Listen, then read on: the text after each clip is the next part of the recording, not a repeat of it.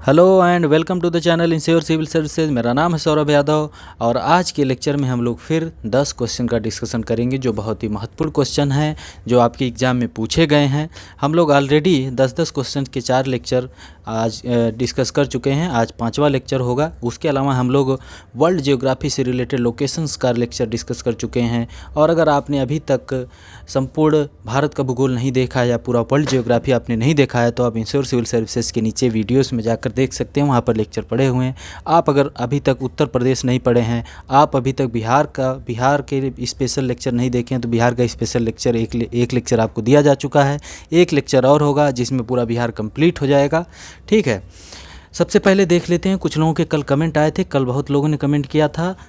पूजा शर्मा जी ने कमेंट किया है, स्नो बियर ने कमेंट किया है, इनका कमेंट रेगुलर आता है। विश्वास शर्मा जी ने कमेंट किया है, स्नो बियर।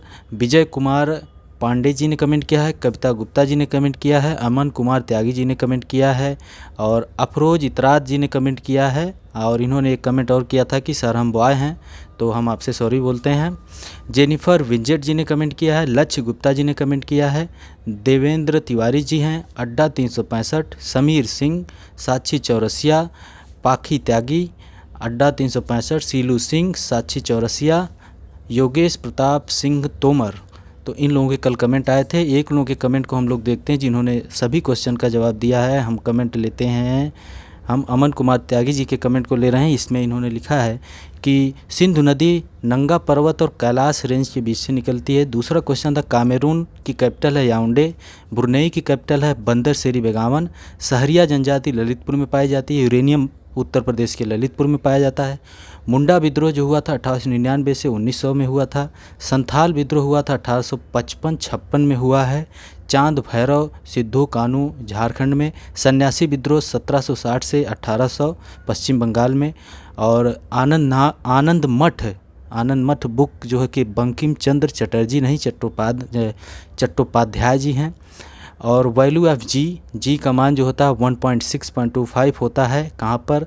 मून पर। इसके पोलास्टी जो होती है अर्थ पे होती है 11.2 किलोमीटर प्रति सेकंड है और मून पर 2.38 किलोमीटर प्रति सेकंड है। ठीक है, तो ये कल के क्वेश्चन थे और आज हम चलिए देखते हैं। आप लोग कमेंट किया करिए, इस तरह से आपके बहुत चीज़ें और भी तैयार हो सकती हैं साथ ही साथ। तो चलिए शुरू करते हैं। पहला क्वेश्चन बहुत ही महत्वपूर्ण क्वेश्चन है, लोकेशन बेस्ड क्वेश्चन है, आपके अध्ययन के बेस्ड पे क्वेश्चन है कि आप कितना मैप को जानते हैं, उससे रिलेटेड क्वेश्चन है। तो लिखा है निम्नलिखित में से कौन सा देश चारों ओर से स्थल मतलब कि लैंड लॉक्ड कंट्री है। कौन सा देश चारों ओर से स्थलों से घिरा है, लैंड लॉक्ड है कौन सा देश। ठीक है, तो यहाँ पे लिखा अर्मेनिया लैंड लॉक्ड है। मॉन्टेनिग्रो नहीं है, अभी हम आपको दिखाएंगे। बोत्सवाना लैंड लॉक है। इथियोपिया लैंड लॉक है या नहीं है, इसको हम लोग देखते हैं। कल 2 दिन से हम लोग बल्ब जलाकर पढ़ रहे थे, अब जो है कि आज लाइट चली गई है तो इसलिए हम लोगों ने यहाँ पर आज मोमबत्ती जला दी है। तो आप लोगों के लिए एक क्वेश्चन यहाँ पर और बनता है कि मोमबत्ती जो होती है इसमें कौन सी प्रक्रिया होती है कि यह नीचे से ऊपर जाता है, या फिर आपने अभी जलाया होगा, जल्दी ही दिया जलाया होगा आपने। तो दिया जो होती है वो क्या होता है ऐसा कि नीचे से खींच के जो तेल होता है वो ऊपर चढ़ता है और जलता रहता है। ऐसी कौन सी प्रक्रिया है, साइंस में उसको क्या कहते हैं, उसको आप लोग कमेंट करिएगा। ठीक है, तो हम देखते हैं अर्मेनिया हमने आपको बताया था जब हम बता रहे थे कैस्पियन सी से रिलेटेड। तो हाँ, हमने एक ट्रिक भी बताई थी अर्मेनिया से रिलेटेड, हम आपको दिखाते हैं। यहाँ पर देखिए अर्मेनिया देश है, अर्मेनिया। इधर कैस्पियन सी है, कैस्पियन सी इधर है, कैस्पियन सी इधर है, कैस्पियन सागर है। कैस्पियन सागर की ट्रिक हमने बताया था आपसे, आकृत, अजरबैजान, कजाकिस्तान, रसिया, ईरान, तुर्कमेनिस्तान। और वहीं हमने अर्मेनिया के बारे में बताया था कि अर्मेनिया एक देश है जो लैंड लॉक्ड है, उसकी ट्रिक है गीता, GITA। जी फार आपका हो जाएगा जॉर्जिया, I फार आपका हो जाएगा ईरान और T फार आपका टर्की, A फार आपका अजरबैजान। तो अर्मेनिया लैंड लॉक्ड कंट्री है। और वहीं हमने बताया था कि आप लाओस कंट्री को देखेंगे, लाओस लैंड लॉक्ड है। अफ़गानिस्तान लैंड लॉक्ड है, अफ़गानिस्तान लैंड लॉक्ड कंट्री है। ताजिकिस्तान लैंड लॉक है, कजाकिस्तान लैंड लॉक है। ठीक है, तो ये सब लैंड लॉक्ड कंट्री हैं। अफ्रीका महाद्वीप में बहुत से देश ऐसे हैं जो लैंड लॉक्ड हैं, वहाँ से क्वेश्चन बन सकते हैं, क्योंकि ऐसे ही अब क्वेश्चन पूछे जाएंगे। आपके अध्ययन को और बढ़ाना होगा, आपको मैप की जानकारी और रखनी होगी। हमने कल बताया था कि 2 देश हैं साउथ अमेरिका के जो लैंड लॉक्ड हैं, उसको आप लोग कमेंट करेंगे। साउथ अमेरिका महाद्वीप में 2 देश हैं जो लैंड लॉक्ड, चारों तरफ से स्थल से घिरे हुए हैं, तो उसको आप लोग कमेंट करेंगे, ठीक है। दूसरी चीज़ यहाँ पर हम लोग देखते हैं मोंटेनिग्रो देश के बारे में लिखा है। हमने देख लिया कि अर्मेनिया लैंड लॉक्ड कंट्री है, Armenia land locked country. Geeta हमने आपको ट्रिक बता दी। जॉर्जिया, ईरान और यहाँ Turkmenistan, Turkey, Azerbaijan. Georgia, Iran, Turkey, Georgia, Iran, Turkey, Azerbaijan, ठीक है। अब हम मोंटेनिग्रो की बात कर रहे हैं, तो हमने जब बताया था यहाँ से कि एड्रियाटिक सी जो होता है, एड्रियाटिक सी के आसपास ISCMBA हमने ट्रिक बताया था। तो उसमें हमने बताया था इटली, स्लोवानिया, क्रोएशिया, मोंटेनिग्रो और बोस्निया एंड हर्जेगोविना और अल्बानिया। यहाँ देख लीजिए, ये देखिए लैंड लॉक्ड नहीं है मोंटेनिग्रो, ठीक है। मोंटेनिग्रो लैंड लॉक्ड कंट्री नहीं है। हमने यहाँ पर टायरेनियन सी के बारे में कल बताया था। टायरेनियन सी कोर्सिका फ्रांस के अंडर में, सार्दिनिया इटली के अंडर में, सिसिली इटली का ही आइलैंड है, मेसिना जल संधि, बोनेफासो जल संधि यहाँ है, और यहाँ पर ये इटली है, ठीक है। तो यहाँ पर मोंटेनिग्रो लैंडलॉक नहीं है। बोत्सवाना की बात करें, बोत्सवाना लैंडलॉक कंट्री है। इथियोपिया भी लैंडलॉक कंट्री, आगे हम लोग देख लेंगे, आगे मैप रखा हुआ है उसका अफ्रीका महाद्वीप का, ठीक है, एक क्वेश्चन में। अगला क्वेश्चन है, काली कपास मिट्टी निम्नलिखित में से किस नाम से भी जानी जाती है। अब हमारी मोमबत्ती जो है कि ख़त्म हो गई, मोमबत्ती ख़त्म हो गई। अब हम लोग आ गए हैं सीधे, अब अपने छत पे सभी लोग आ जाइए, और जिसके पास लाइट हो तो लाइट है, जिसके पास वो ठीक है, नहीं तो हम लोग आज चंद्रमा की रोशनी में, चांद की रोशनी में यहाँ पर बैठ के पढ़ाई करेंगे। तो चलिए करते हैं। काली कपास मिट्टी, अब काली रात है, काली कपास मिट्टी की बात हो रही है। काली कपास मिट्टी निम्नलिखित में से किस नाम से भी जानी जाती है। हमने बताया था, एक दिन क्वेश्चन में डिस्कशन हो रहा था, तो हमने बताया था रेगुर नाम से भी जानी जाती है। क्वेश्चन ये समीक्षा अधिकारी का है। काली कपास मृदा रेगुर नाम से भी जानी जाती है। इसमें नाइट्रोजन, पोटास, ह्यूमस की कमी होती है। इसे काली कपास मिट्टी कहने का कारण यह है कि इस मिट्टी में कपास की खेती अच्छी होती है, अधिक होती है। इस मिट्टी में मैग्नीशियम, चूना, लौह तत्व तथा कार्बनिक पदार्थों की अधिकता होती है। इसे लावा मिट्टी भी कहते हैं। इस मिट्टी को चेसोजम भी कहते हैं। यह मिट्टी टिटेनिफेरस, मैग्नेटाइट एवं जीवांश की उपस्थिति के कारण काली होती है। टिटेनिफेरस, मैग्नेटाइट एवं जीवांश की उपस्थिति के कारण काली होती है। याद रखिएगा ये सब चीज़ें काली मिट्टी से। काली मिट्टी कपास के लिए बहुत उपयोगी होती है, मतलब कपास की खेती बहुत अच्छी होती है इसमें, याद रखिएगा, ठीक है। निम्नलिखित में से कौन सा सही सुमेलित नहीं है। यहाँ पे नदियों के बारे में दे दिया गया है, सिटी के बारे में लिख दिया गया है। तो बॉन, राइन नदी, बॉन जर्मनी में है बॉन, और राइन नदी किनारे। कायरो मिस्र, इजिप्ट की राजधानी कैरो है, कायरो। नील नदी बता चुके हैं हम। न्यूयॉर्क हडसन नदी किनारे है।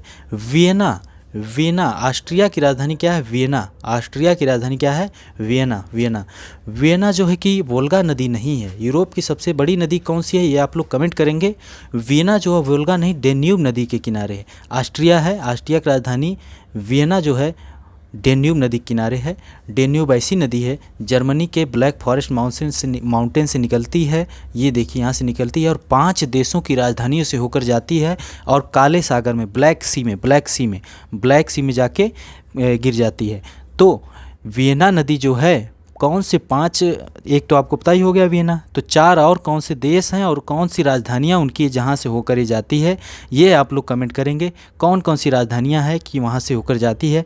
ये क्वेश्चन आपके एग्ज़ाम में मिलने वाले हैं। ऐसे एग्ज़ाम अब आपके एग्ज़ाम में मिलेंगे ज़रूर, ठीक है, याद रखिएगा। वियना तो एक है ही डेन्यूब नदी के किनारे पर, 4 और कौन सी राजधानी है जहाँ से ये डेन्यूब नदी होकर जाती है, याद रखिएगा और कमेंट ज़रूर करिएगा अभी, ठीक है।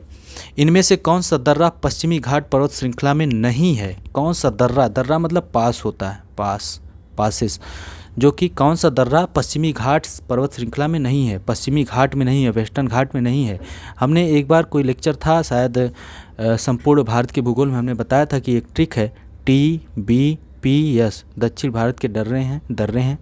तो ये है थाल घाट, भोर घाट, पाल घाट, सिमकोट। थार घाट, भोर घाट, पाल घाट, सिमकोट। तो थाल घाट है, भोर घाट है, पाल घाट है, खैबर दर्रा नहीं है, खैबर दर्रा नहीं है। सिमकोट भी है, दक्षिण भारत में केरल में है, और ये दोनों शायद महाराष्ट्र में है। देख लीजिएगा, आप लोग इसको देख लीजिएगा, नॉर्थ टू साउथ, थाल घाट, भोर घाट, पाल घाट, सिमकोट, याद रखिएगा, ठीक है। और अगर और भी दर्रों से रिलेटेड अगर कोई क्वेश्चन आगे मिलेगा, जैसे कि कल परसों में अगर कोई क्वेश्चन मिलता है तो वहाँ पर जितने भी दर्रे हैं भारत में उसको डिस्कस कर लिया जाएगा, ठीक है। तो यहाँ पर खैबर दर्रा जो है ये पश्चिमी घाट में नहीं है। थाल घाट, भोर घाट, पाल घाट दर्रा पश्चिमी घाट पर्वत श्रृंखला में है, जबकि खैबर दर्रा हिंदुकुश पर्वत के सफ़ेद कोह पर्वत श्रृंखला में स्थित है, याद रखिएगा। चलिए आगे बढ़ते हैं। क्वेश्चन नंबर 5 बहुत अच्छा क्वेश्चन है। यहाँ पर लिखा है कि भारत के लिए निम्नलिखित कथनों में से कौन सा असत्य है। भारत के लिए, भारत विश्व का 7वां बड़ा देश है क्षेत्रफल की दृष्टि से। Russia, Canada, China, Russia, Canada, China, USA, Brazil, Australia, India 7वें नंबर पे है, ठीक है, सही है बात है। भारत जनसंख्या की दृष्टि से विश्व का दूसरा राष्ट्र है, चाइना के बाद दूसरा है, ठीक है। इसकी भूमि सीमा का विस्तार लगभग 15,200 किलोमीटर है, सही है ये बात, 15,200 किलोमीटर है भूमि सीमा का विस्तार, 15,200 किलोमीटर है, ठीक है। सर्वप्रथम सूर्योदय इसके मिजोरम राज्य से होता है, गलत बात है। सर्वप्रथम सूर्योदय जो होता है अरुणाचल प्रदेश से होता है। कहाँ से होता है? अरुणाचल प्रदेश से सर्वप्रथम सूर्योदय होता है। तो आपके लिए क्वेश्चन बनता है कि अरुणाचल प्रदेश भारत के कौन कौन से राज्यों के साथ बॉर्डर साझा करता है, ये आप लोग कमेंट करेंगे। अरुणाचल प्रदेश भारत के कौन कौन से राज्य से सीमा साझा करता है, याद रखिएगा। अरुणाचल प्रदेश सबसे पूर्वी राज्य है भारत का, और सबसे पश्चिमी राज्य है गुजरात, जिसकी तट रेखा सर्वाधिक है। अरुणाचल प्रदेश और गुजरात के बीच में समय की बात करें तो 2 घंटे का अंतर हो जाता है। कितने घंटे का? 2 घंटे का। कई बार क्वेश्चन पूछा गया है, याद रखिएगा। आगे बढ़ते हैं। ये बहुत अच्छा क्वेश्चन लगा, क्योंकि यहाँ पर बहुत सी ज़्यादा चीज़ें डिस्क्रिप्शन में भी दे दी गई थी कि जैसे हम लोग विश्व की नदियों की बात कर रहे हैं, हम उत्तर प्रदेश पढ़े थे तो उत्तर प्रदेश की नदियों की बात कर रहे थे। जैसे हम बता रहे थे गोरखपुर राप्ती नदी के किनारे हैं, लखनऊ गोमती नदी के किनारे है, जौनपुर गोमती नदी के किनारे है। तो इस प्रकार से भारत की नदियों से क्वेश्चन पूछा जा सकता है। तो जबलपुर नर्मदा नदी के किनारे है, हैदराबाद कृष्णा नदी के किनारे तो नहीं है, कोटा चंबल नदी किनारे है, नासिक गोदावरी नदी किनारे है, ठीक है। तो हैदराबाद कृष्णा नहीं, हैदराबाद मूसी नदी के तट पर है। जबलपुर नर्मदा नदी, कोटा चंबल नदी किनारे है, नासिक गोदावरी नदी किनारे, दिल्ली को पता ही होगा यमुना नदी किनारे, अहमदाबाद साबरमती, फिरोजपुर सतलज, कोटा चंबल यहाँ पे लिखा राजमुंदरी गोदावरी, विजयवाड़ा कृष्णा, बेंगलोर वृषभावती और ग्वालियर चंबल नदी किनारे है। इसको स्क्रीनशॉट ले लीजिएगा और इसको जो है कि रट डालिएगा, याद कर डालिएगा, क्योंकि क्वेश्चन एक क्वेश्चन बनेगा, एक क्वेश्चन बने या 2 क्वेश्चन बने तो आपको पता ही है कि एक क्वेश्चन पूरा 1 साल लेके पीछे चला जाता है आपका। तो इसलिए एक क्वेश्चन पे मेहनत तो बनती ही है, ठीक है। ये क्वेश्चन अच्छा लगा, ये हिस्ट्री का क्वेश्चन, हम क्वेश्चन जब छांट रहे थे तो हमें ये क्वेश्चन अच्छा लगा, इसलिए हमने इसे रख दिया है, क्योंकि यहाँ से और भी क्वेश्चन बन जाते हैं। कश्मीर के शासक जैनुल आबदीन का वास्तविक नाम क्या था? ये वास्तविक नाम इनका शाही खां था। इनको जैनुल आबदीन को कहा जाता था कश्मीर का अकबर, कश्मीर का अकबर, कश्मीर का अकबर कहा जाता था जैनुल आबदीन को, ठीक है। आपके लिए क्वेश्चन है कि जैनुल आबदीन कश्मीर के कौन कौन से वंश हुए, कौन कौन से वंश हुए, मतलब 3 वंश कश्मीर में थे, उनमें से किस वंश से संबंधित थे जैनुल आबदीन, ये आप लोग कमेंट करेंगे। जैनुल आबदीन किस वंश से संबंधित थे? आपको पता चल गया कि शाही खां उनका वास्तविक नाम था, इनको कश्मीर का अकबर कहा जाता था। तो आप बताएंगे किस वंश से संबंधित थे। और कश्मीर से ही एक थी रानी दिद्दा, रानी दिद्दा, रानी दिद्दा नाम था, और रानी सूर्यमती, रानी सूर्यमती, रानी सूर्यमती। इन दोनों लोगों को आप बताएंगे कि किस वंश से संबंधित हैं कश्मीर का। एक क्वेश्चन और हम बता देते हैं, हर्ष एक शासक कश्मीर के ही किसी वंश के शासक हैं, ये भी आप लोग बताएंगे। और हर्ष जो है, हर्ष को कहा जाता था कश्मीर का नीरो, कश्मीर का नीरो, कश्मीर का नीरो, याद रखिएगा। यहाँ बहुत से क्वेश्चन जो पूछे जाते हैं, ये सब पूछे जाने वाले क्वेश्चन हैं। कश्मीर का अकबर जैनुल आबदीन, फिर से देखते हैं, फिर से कश्मीर का अकबर जैनुल आबदीन को कहा जाता था। आपके लिए क्वेश्चन है किस वंश से संबंधित है, इनका वास्तविक नाम शाही खां था। और दूसरी चीज़ हमने पूछा है कि रानी दिद्दा किस वंश से संबंधित हैं। रानी सूर्यमती कश्मीर से ही हैं, कश्मीर के ही हैं, किस वंश से संबंधित हैं, सूर्यमती हैं कि सूर्यवती हैं, ये आप लोग कमेंट करिएगा, ठीक है। और हर्ष एक शासक थे जिनको कश्मीर का नीरो कहा जाता था, वो किस वंश से संबंधित है? ये आप लोग कमेंट करिएगा, ये आपका होमवर्क है, सर्च करिएगा, देखिएगा, इतिहास में कश्मीर वंश के बारे में पढ़ डालिएगा, किताब उठा के पढ़ लीजिएगा, फिर लिख दीजिएगा, ठीक है। लेकिन पढ़ जरूर लीजिएगा, एग्ज़ाम निकालना है तो पढ़ना पड़ेगा, ठीक है। आगे बढ़ते हैं। ये बहुत ही महत्वपूर्ण क्वेश्चन भी कहा जा सकता है, क्योंकि इस बार यहाँ से एक क्वेश्चन उत्तर प्रदेश पीसीएस ने फेंका और लोग धाराशायी हुए। सुमेलित करने के लिए क्वेश्चन था ये, तो समीक्षा अधिकारी का क्वेश्चन है। चित्रकूट जलप्रपात निम्नलिखित में से किस नदी पर? चित्रकूट, CHI, चित्रकूट, I से इंद्रावती, चित्रकूट, I से इंद्रावती, C से छत्तीसगढ़, याद रखिएगा। चित्रकूट जलप्रपात छत्तीसगढ़ में इंद्रावती नदी पर है, याद रखिएगा। इसको कहा जाता भारत का Niagara, Niagara of India. Niagara जलप्रपात किन किन दो झीलों के बीच में है? ग्रेट लेक्स जो हैं अमेरिका की, उनके बीच में है। तो ये उसके लिए ट्रिक है, इरी और ओंटेरियो नदी, ओंटेरियो झीलों के बीच में है नियाग्रा जलप्रपात। चित्रकूट जलप्रपात को भारत का नियाग्रा जलप्रपात कहते हैं, ठीक है, ओके।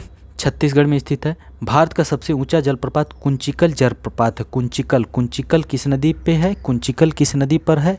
इसमें देखते हैं, कुंचिकल वाराही नदी पर, कर्नाटक में भारत का सबसे ऊंचा है, क्योंकि आयोग ने इसको यही माना है भारत का सबसे ऊंचा जलप्रपात है। बाकी यहाँ पर कई जलप्रपात दिए हैं, जैसे जो, गरसोपा, गांधी, सारावती कर्नाटक में, धुआंधार, दुग्धधारा, कपिलधारा नर्मदा MP में, डुडुमा मच्छकुंड नदी है उड़ीसा में, गोकक घाटप्रभा कर्नाटक, चुलिया, चुलिया चंबल राजस्थान, चित्रकूट बता चुके, हुंडरू स्वर्ण रेखा झारखंड में, दूध सागर मांडवी गोवा में, चचाई क्वेश्चन आया हुआ बीहड़ नदी मध्य प्रदेश में, शिव समुद्रम कावेरी कर्नाटक, गौतम धारा जोन्हा रारू नदी झारखंड, दासम कांची झारखंड, साडनी संक नदी झारखंड, याद कर डालिएगा, फिर क्वेश्चन मिलेगा समीक्षा अधिकारी अगले साल PCS में भी। और आपका जो जैसे आप बिहार PCS दे रहे हैं, उत्तराखंड दे रहे हैं, उसमें भी मिलेंगे ये सब क्वेश्चन, ओके। आगे बढ़ते हैं। क्वेश्चन नंबर 9, निम्नलिखित देशों में से कौन अफ्रीका के पश्चिमी तट पर स्थित है? ये समीक्षा अधिकारी का क्वेश्चन, अफ्रीका के पश्चिमी तट पर स्थित है। अगर आपकी समझ मैप से नहीं है, मैप आप नहीं देखते हैं तो आप नहीं कर पाएंगे, अगर देखते हैं आपको थोड़ा बहुत पता होगा तो आप इसको मार लेंगे, सही कर लेंगे। बोत्सवाना अफ्रीका के दक्षिणी भाग में स्थित एक भू आवेष्टित देश है। गैबन, लाइबेरिया तथा अंगोला अफ्रीका के पश्चिमी तट पर स्थित हैं, ठीक है। तो बोत्सवाना है, हम मैप में देखते हैं बोत्सवाना को। बोत्सवाना देश कहाँ पर है? यहाँ पर आपको देखो बोत्सवाना, जिसकी राजधानी गैबोरोन बोत्सवाना है, दक्षिण भाग में है। जबकि गेबन की बात करें तो गेबन यहाँ पर है, ये देश है गेबन, यही होगा, ठीक है। गेबन ये रहा, सॉरी ये रहा गेबन। तो आप लोग कमेंट करिए गेबन की कैपिटल क्या है, गेबन देश की कैपिटल क्या है। और गेबन देश याद रखिएगा इक्वेटर पे स्थित है, इक्वेटर पे है गेबन, ठीक है। और दूसरा लाइबेरिया की बात की है तो लाइबेरिया ये रहा, लाइबेरिया की राजधानी मोनरोविया है, ओके। एक और देश कोई है गेबन, अंगोला भी यहीं कहीं पर है, पश्चिमी तट में इधर कहीं है अंगोला। ये थोड़ा सा मैप क्लियर नहीं है। अंगोला की राजधानी क्या है ये आप लोग कमेंट करिएगा, अंगोला की राजधानी क्या है। एक क्वेश्चन राजधानी से होता ही है, ठीक। निम्नलिखित में शैल समूहों में कौन से शैल समूह में अधिकतम मात्रा में कोयला प्रदान करती है? कौन से शैल समूह जहाँ से कोयला अधिकतम मात्रा में मिलता है? चट्टानों की बात करें तो प्राचीनतम चट्टानों के लिए हमने बताया था कि अर्धकवि CUVI लिखिएगा। अर्ध मतलब आर्कियन क्रम की चट्टानें पहले बनी हैं, फिर धारवाड़ क्रम की चट्टानें हैं। तो सबसे प्राचीन आर्कियन क्रम की चट्टानें भारत में, फिर धारवाड़ क्रम की चट्टानें, फिर कुडप्पा, फिर विंध्या। इन सभी चट्टानों में कोयला वगैरह नहीं पाया जाता। धारवाड़ क्रम की चट्टानों को कहा जाता है सबसे ज़्यादा। ये धारवाड़ क्रम की चट्टानें बहुत रिच चट्टानें हैं, बहुत अमीर चट्टानें हैं, क्योंकि सोना वगैरह सब कुछ इसी में मिलता है कर्नाटका में, ठीक है। तो धारवाड़ क्रम की चट्टानें हैं। यहाँ पर लिखा है कि निम्नलिखित शैल समूह में कौन में अधिकतम मात्रा में कोयला प्रदान किया जाता है? तो गोंडवाना क्रम की चट्टानों में कोयला प्रदान किया जाता है, कोयला प्राप्त होता है गोंडवाना क्रम की चट्टानों से। धारवाड़ समूह में खनिज धात्विक खनिजों के भंडार पाए जाते हैं। भारत का लगभग संपूर्ण कोयला भंडार तथा इसका उत्पादन गोंडवाना शैल समूह से ही होता है। तो याद रखिए गोंडवाना लगभग 98% तक कोयला पाया जाता है गोंडवाना क्रम की चट्टानों में भारत में, ओके।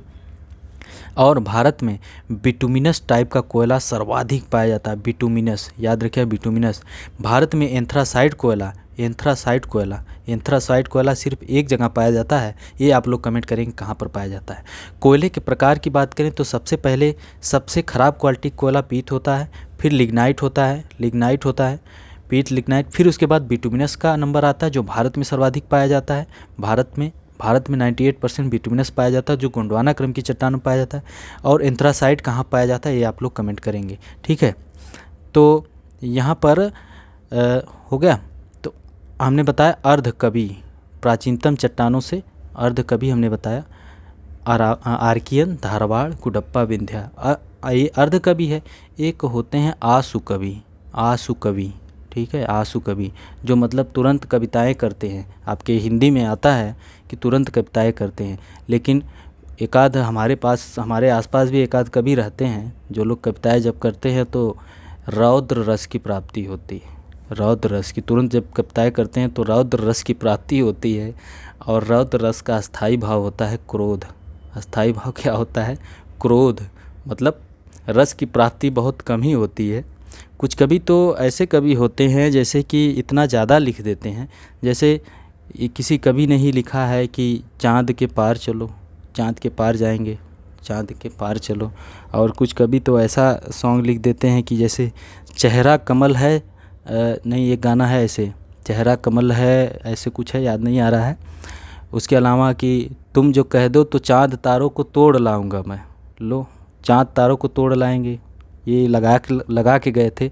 अगर ऐसे कोई कवि मिले तो उनसे तोड़वा लिया करिए चाँद और तारे, ठीक है। तो ऐसे कवियों से थोड़ा, ठीक है। तो आज के लेक्चर में हम लोगों ने बहुत कुछ देखा यहाँ पर, जैसे कि चित्रकूट जलप्रपात, कश्मीर के शासक जैनुलाब्दीन के बारे में। कमेंट भी करिएगा आप लोग, आपका होमवर्क भी बहुत ज़्यादा है आज का, आप लोग कमेंट ज़रूर करिएगा, ठीक है। तो बहुत बहुत धन्यवाद।